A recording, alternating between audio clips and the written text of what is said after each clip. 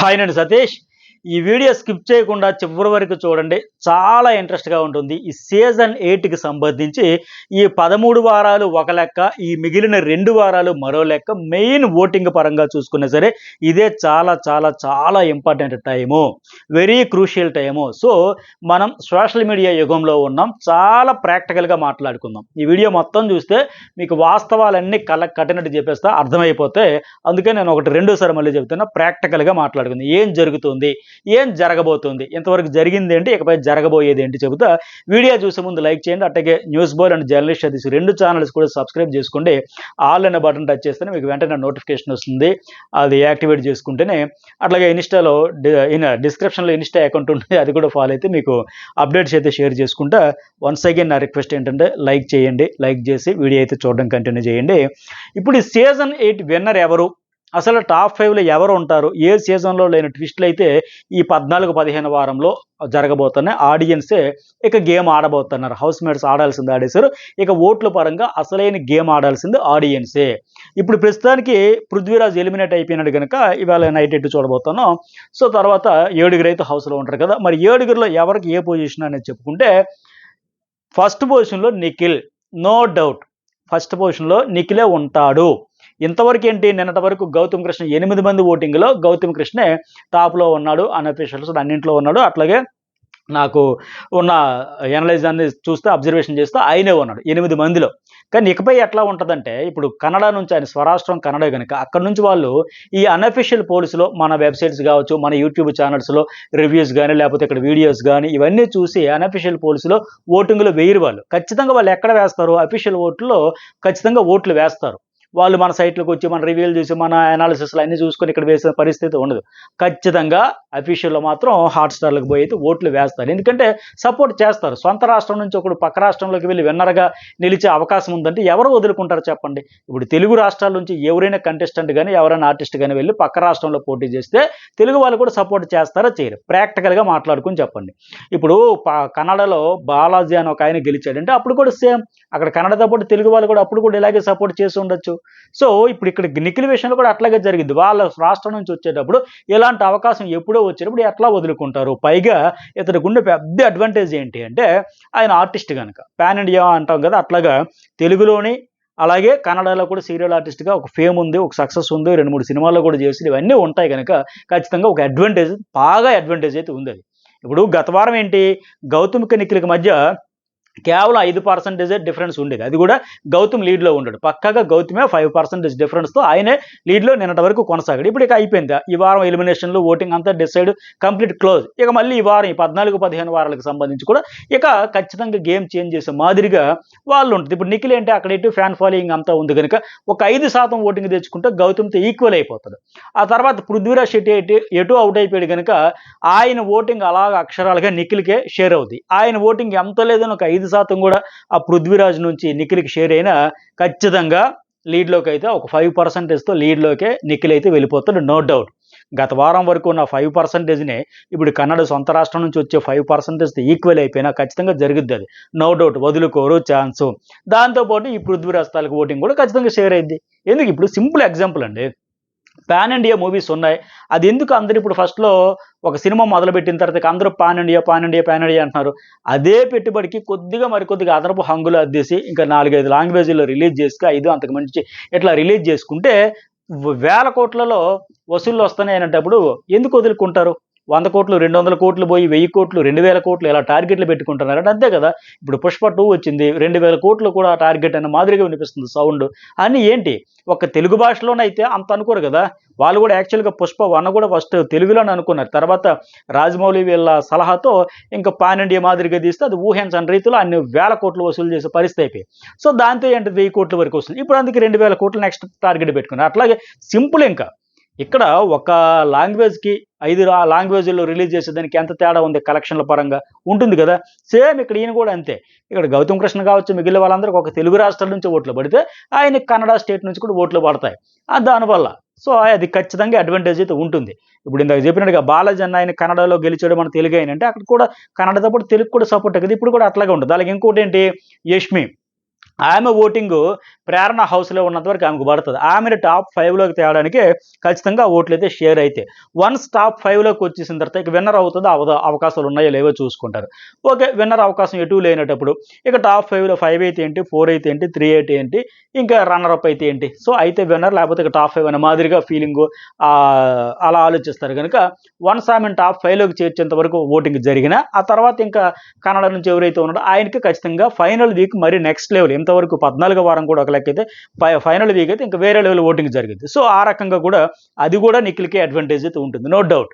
ఎందుకంటే మనం గత వారాల్లో చూసాం వాళ్ళ నలుగురిలో మిగతా వాళ్ళు నామినేషన్లోకి రాకపోతే అందరికీ షేర్ అయితే 35-40% ఒక కంటెస్టెంట్కి, అది యష్మి కావచ్చు, ప్రేరణ కావచ్చు, నిఖిల్ కావచ్చు, పృథ్వీ కావచ్చు, ఇట్లా షేర్ అయ్యింది వాళ్ళకి 35-40%. మరి ఒక్కొక్కరు అవుట్ అయిపోతుంటే ఇప్పుడు ఇద్దరు అయిపోయినారు, ఇంకా మిగిలింది కూడా ఒక ప్రేరణ ఉంది, అట్లా ఆయనకే ఓట్లు అయితే షేర్ అయితే. సో ఇంకా నిఖిల్ ఆట గురించి కూడా చెప్పాలంటే ఒక్క ముక్కలో చెప్పాలంటే తను ఎంత సేఫ్ ప్లేయర్ అంటే ఆ సేఫ్ ప్లే వల్ల కూడా ఆయన కలిసి వచ్చిన అంశమే. ఇప్పుడు ఆయన ఎట్లా ఉంటుంది నేచర్ ఒక్క ముక్కలో చెప్పాలంటే నొప్పించక తానవ్వక తప్పించుకు తిరుగువాడు దండ్యుడి సుమతి అనే మాదిరిగా ఉన్నాడు. ఏది తెగే వరకు లాగడు ఎవరితో కూడా, కొంతవరకే, అందులోకి ఫ్యామిలీ వీక్ తర్వాత ఇంకా కంప్లీట్గా.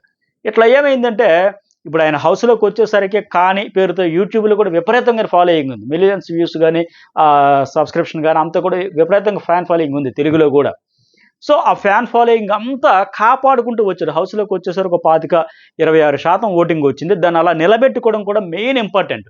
అది కూడా పెద్ద టాస్క్. ఉన్న ఓటింగ్ చెడగొట్టుకోకుండా నిలబెట్టుకోవడం అనేది కూడా. మీకు ఒక ఎగ్జాంపుల్, సీజన్ 5లో ఒక కంటెస్టెంట్ కూడా అలాగే హ్యూజ్ ఫ్యాన్ ఫాలోయింగ్తో సోషల్ మీడియాని షేక్ ఆడించేసాడని లెక్క వచ్చాడు, కానీ నిలబెట్టుకోవడం అట్టర్ ఫ్లాప్ అయింది. అయినా సరే టాప్ 2 రన్నర్ వరకు వచ్చే పరిస్థితి వచ్చింది. అట్లాగే ఇప్పుడు నిఖిల్ అయితే ఉన్నది కాపాడుకుంటూ వచ్చాడు. ఎందుకంటే పాము చావదు కర్ర విరగదు అన్నట్టు ఆడతాడు. సేఫ్ ప్లేయర్ అయినా మాస్ ప్లేయర్ అయినా సరే ఆ ఉన్న ఫ్యాన్ ఫాలోయింగ్ చెడగొట్టుకునేంత నెగిటివిటీ అయితే తెచ్చుకోవాలి. ఆ ఉన్న ఫాలోయింగ్ నిలబెట్టుకుంటూ ఉన్నాడు. ఇక అడిషనల్గా ఇంకా తెచ్చుకుని ఆయన అదృష్టమే. ఇంకెటు గట్టిగా అన్ని శక్తులు బయట నుంచి పిఆర్ గేయర్ అందరికీ ప్రయత్నం చేస్తారు ఈ దశలో. ఇక నిజంగా చెప్పాలంటే గౌతమ్ గానికి వైల్డ్ కార్డ్ ఎంట్రీ కాకపోతే అసలుకి నిఖిల్కి టైటిల్లో పోటీ కూడా లేకుండా పోయేది. ఇంక వారు వన్ సైడ్ అనే మాదిరిగా ఉండేది, నో డౌట్, అందులో అనుమానమే అక్కర్లే. సో ఇట్లా ఉండబోతుంది. ఇక రెండో ప్లేస్లో ఎవరు ఉంటాడంటే గౌతమ్ కృష్ణ. ఇతని గురించి కూడా ప్రత్యేకించి చెప్పాలి. ప్రస్తుతానికి నేను చెబుతున్నది ఇప్పటికి ఉన్న సిచ్యువేషన్ గురించి చెబుతాను. బిగ్ బాస్ చరిత్రలోనే వైల్డ్ కార్డుగా వచ్చిన వాళ్ళు విన్నర్ దిశగా దూసుకుపోవడం, విన్నర్కి పోటీగా నిలవడం, విన్నర్ అవకాశాలు కూడా ఉన్నాయి అనే దిశగా ఉండడం అనేది నిజంగా గ్రేట్, చాలా హైలైట్ అనే చెప్పాలి. ఇప్పుడు సీజన్ 1లో నవదీప్, లేకపోతే సీజన్ 7లో ఆయన అంబటి, అర్జున్, ఇట్లా అలా ఒక టాప్ 5 వరకు వచ్చారు. బట్ టైటిల్ విన్నర్ అవుతాడు అనే అవకాశం ఇప్పటికి కూడా గౌతమ్ కూడా ఉంది. ఆ ఘనత ఇతనికే దక్కింది. ఇంకా అద్భుతమైన పాయింట్ ఏంటంటే నిజంగా ఇది అద్భుతమే. ఏంటి అంటే ఎలిమినేట్ అయిపోయిన కంటెస్టెంట్, ఎలిమినేట్ అయిపోయాడు అనుకునే కంటెస్టెంట్ టాప్ 5లో కాదు కదా టాప్ 2లో ఉండడం, టైటిల్ విన్నర్గా ఇంకా ఇప్పటికి కూడా అవకాశాలు ఉండడం కూడా గ్రేట్, రియల్లీ గ్రేట్ అనేది చెప్పాలి. 8వ వారం మణికంఠ వెళ్ళిపోవడంతో ఆయన ప్లేస్లో ఆయన నిజంగా నేను ఉండలేను, నేను వెళ్ళిపోతాను, నా వల్ల కావట్లేదు ఆయన వెళ్ళిపోవడంతో ఆయన ప్లేస్లో ఓహో ఇతను ఉండిపోయినాడా, ఎలిమినేషన్ అవ్వాల్సినోడు అని ఎప్పుడైతే హౌస్ మేట్స్కి మెయిన్ ఈ కన్నడ బ్యాచ్కి ఏదైతే తెలిసిందో అది అతను వీకు అనుకుని అతన్నే టార్గెట్ చేయడంతో ఆ వీక్ అనేవాడు కాస్త ఏకు మేక్ అయ్యాడు వీళ్ళకి. మెయిన్ అంటే ఇతను ప్లస్ పాయింట్ ఇతను గేమ్ విధానం సోలోగా ఆడతాడు, నో డౌట్. ఎందరు అనుకున్నా సరే సోలోగా ఉంటాడు, ఆడతాడు. గ్రూప్ గేమ్ని వీళ్ళ గ్రూప్ గేమ్ పర్టికులర్గా గట్టిగా ఎండగట్టాడు, నో డౌట్. అంతవరకు ఏంటి, అరే ఫస్ట్ ఈ సీజన్లో ఒక వైబ్రేషన్ ఏమొచ్చిందంటే అది తెలుగు బిగ్ బాసా, కన్నడ బిగ్ బాసా, ఇది పాన్ ఇండియా బిగ్ బాసా, తెలుగు వాళ్ళు లేరా, పక్క రాష్ట్రం నుంచి ఎంతమందిని నింపేయాలా, సరే ఒక్కొక్కరు అంటే సరే ఇప్పుడు ఒడియా నుంచి ఒక అమ్మాయి, ఉత్తరప్రదేశ్ నుంచి ఆయన అంటే సరిపోయి మొత్తం ఎంతమంది ఏంటి, అసలు అన్ని రాష్ట్రాలు తప్ప తెలుగు వాళ్ళు దొరకలేదా, ఇలాంటి ఫీలింగ్ ఉండేటప్పుడు ఈ గౌతమ్ కృష్ణ వచ్చేసరికి ఒక్కసారి ఏమైంది, తెలుగు బిగ్ బాస్ హౌస్లో పక్క రాష్ట్రం వాళ్ళు విన్నర్ అవడం ఏంటి అని రగిలిపోయిన అందరికి కూడా అబ్బా మనోడు వచ్చాడు, మన తెలుగోడు వచ్చాడు, ఖచ్చితంగా నచ్చేస్తాడు, ఖచ్చితంగా ఆడతాడని మాదిరిగా అనిపించడంతో పాటు మెయిన్ అతను ఏంటంటే ఆ గ్రూప్ గేమ్కి ఎగ్నెస్ట్గా వెళ్ళాడు, గట్టిగా వాయిస్ రేజ్ చేశాడు. ఇతను ఉండే పెద్ద ప్లస్ పాయింట్ అయితే అది. డి అంటే డి, సై అంటే సై, డూ ఆర్ డై అనే టైప్ గట్టిగా రైవలరీ కొనసాగించడం, ఆడడం. పైగా నామినేషన్లో పాయింట్ కూడా క్లియర్గా మంచి స్వాగ్తో మంచి కాన్ఫిడెన్స్తో ఆ ఫైర్తో ఆ ఎక్స్ప్లెనేషన్ కూడా కరెక్ట్గా ఉంటుంది. పాయింట్ టు పాయింట్ పడతాడు, చెబుతాడు, డిఫెండ్ చేసుకుంటాడు, ఆర్గ్యుమెంట్ చేస్తాడు. మరి పైగా జెన్యూన్గా ఆడడం. ఇప్పుడు బలమైన వాళ్ళు అనుకున్న నిఖిల్, పృథ్వీ, నబిల్ వీళ్ళందరితో కూడా డి అంటే డి అన్నాడు, ఎక్కడ కాంప్రమైజ్ కావాలి. మెయిన్ ఏంటంటే ఒరిజినల్ క్లాన్ అనే దానికి ఈ రాయల్ క్లాన్ నుంచి వచ్చిన ఒకే ఒక్కడు ఏకి మేకయ్యాడు, సరైనడు తగులుకున్నాడు, ఇచ్చి పడేస్తున్నాడు అనే మాదిరిగా ఒక సవాల్ విసిరాడు. ఒరిజినల్ గ్యాంగ్స్టర్స్కి అందరూ కూడా ఒక సవాల్ విసురుకుంటూ రావడంతో అంతవరకు అబ్బా తెలుగుడు ఒకడు లేడు, ఏంటి అందరూ కామెడీగా వచ్చారు, వీళ్ళందరూ కామెడీని నమ్ముకుంటున్నారు, ఆ రైవల్రీ రావట్లా, ఫైర్ ఉండట్లా, వీళ్ళేందో మమ అన్నట్టుగా ఆడుకుంటూ పోతున్నారు, ఎంటర్టైన్మెంట్ నమ్ముకుంటున్నారు దశలో వైల్డ్ కార్డ్స్ నుంచి వచ్చిన ఒకే ఒక్కడు కరెక్ట్గా తగులుకున్నాడు రా, భలేగా ఇచ్చాడు రా, ఇచ్చేవాడు వచ్చాడు అని ఒక ఫీలింగ్ రావడంతో ఆ తెలుగు వాళ్ళు అనుకునే వాళ్ళందరూ కూడా కనెక్ట్ అయిపోయాడు, ఫుల్గా ఎమోషనల్గా కనెక్ట్ అయిపోయాడు. ర్యాట్ గ్రూప్కి ఈయన సపోర్ట్ చేసినా తన గేమ్ తన చేతుల నుంచి చేజారిపోయే పరిస్థితికి ఎప్పుడు తెచ్చుకోలే. పైగా ఏంటి, గత వారం నాగార్జున ఫుల్ డ్రిల్లింగ్, ఇతను మిస్టేక్స్ లేకపోయినా గ్రూప్ గేమ్ తప్పు కాదు, నామినేషన్కి పాయింట్ చిన్నదే కావచ్చు, ఏదైనా జరగచ్చు, అసలు ఏం తప్పే లేదనే మాదిరిగా అతను తప్పులు చేస్తున్నాడు వదిలేసి ఇతనికి డ్రిల్లింగ్ చేయడం వల్ల బాగా అడ్వాంటేజ్ అయింది. ఆ తర్వాత నామినేషన్లు కూడా బీభత్సమైన ప్లస్ అయ్యాయి. ప్రేరణ విషయంలో కాలు పట్టుకుని దండం పెట్టి చెప్పమంటావా అని మాట్లాడడం, కానీ వాళ్ళందరూ కలిపి అంత చెప్పినా ఫ్యామిలీ వీక్ అయిన తర్వాత కూడా ఇన్పుట్స్ వచ్చిన తర్వాత టాప్ 5లో అప్పుడు పెట్టేటప్పుడు కూడా గౌతమ్ని నిఖిల్కి ఆల్మోస్ట్ ముగ్గురు 1 ప్లేస్లో పెట్టినా ఎంత ఇన్పుట్స్ అందాక కూడా ఇప్పుడు నిన్న టేస్ట్ తేజ్ అన్నట్టుగా మొన్న అన్నట్టుగా వాళ్ళకి అర్థం కాదా, అంతమంది కలిపి ఒకే పాయింట్ పట్టుకుని ఒకడికి ఎంతసేపు నామినేట్ చేస్తారు బాయ్, వాడు ఎంతసేపు డిఫెండ్ చేసుకుంటున్నాడు గట్టిగా, అంత కింద మీద పడి ఏదోలా డిఫెండ్ చేసుకుంటున్నాడు, కానీ వాళ్ళకి నిజంగా అర్థం కానట్టుగా ఆడారు. ఏదైనా పరిస్థితి ఎట్లా అయింది, సరే నేను అప్పుడే అవుట్ అయిపోయినాను, ఇంకొక అవకాశం వచ్చింది, ఇక పోతే వెంట్రుక వస్తే కొండకి తాడైపోయాడు, డూ ఆర్ డై అన్నట్టుగా ఆడాడు, అట్లా ఆడుకుంటూ వచ్చాడు. సో వాళ్ళు ఇంకా అతన్నే టార్గెట్ చేసి నామినేట్ చేయడం. అయితే ఇప్పటికీ గౌతమ్ కృష్ణ ఇప్పటికీ టాప్ 2లో 100% ఉంటాడు. ఇంకా 2 వారాలు ఉంది, 14 రోజుల ఆట ఉంది, ఏదైనా జరగచ్చు.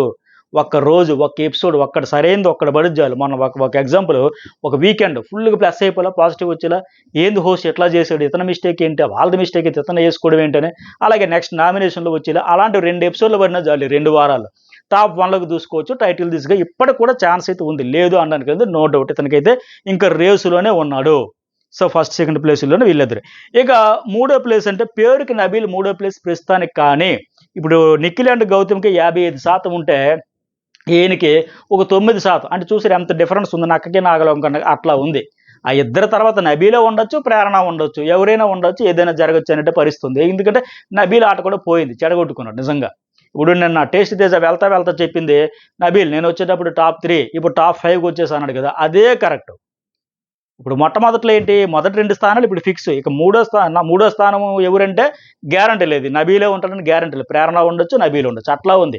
ఇప్పుడు నబీల్కి ఎక్కడ ఎలివేషన్ వచ్చింది, సోనియా ఓవరు యాటిట్యూడ్, యారగెన్స్, ఆవిడ మీద కొంత నెగిటివిటీ రావడంతో ఆడియన్స్కి, ఆ క్రమంలో కరెక్ట్గా ఇతను గట్టిగా నామినేషన్లో డిఫెండ్ చేసుకోవడంతో ఎలివేషన్ బీభత్సంగా వచ్చింది, వేరే లెవెల్లో వచ్చింది. అబ్బా ఆవిడ కరెక్ట్గా ఆన్సర్ చెప్పాడని లెక్క. కానీ ఆ తర్వాత ఏమైంది, ఇతనికి కొద్దిగా ఈ వైల్డ్ కార్డులు వచ్చిన తర్వాత అంతవరకు ఆట చూసి వచ్చి ఒక 30% అప్పుడు ఓటింగ్ అంతా చూసి వీళ్ళు భజన చేయడు, అతను కూడా చాలా పడిపోయాడు. మెయిన్ ఏంటంటే మెహబూబ్ వచ్చి ఒక అరటి చెట్టు నరికేశాడు మొత్తం, అతను ఆట ఫసక్ ఒక కామెంట్స్తో.